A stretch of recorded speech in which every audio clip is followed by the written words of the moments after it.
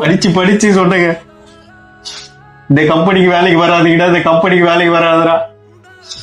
ஒரே ஒரு சாத்துக்குடி ஆப்பிள் போலி டாக்டரோட சீட்டு தர மாட்டாங்க சொன்னேன். Perfect matching.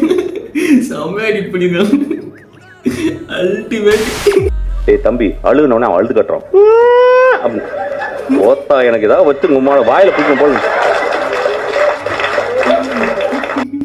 ஆனா ஒரு மனுஷன் இவ்வளவு கேவலமா நடிக்க முடியுமா? இவனை பார்த்தாடா கத்துக்கிறோம்.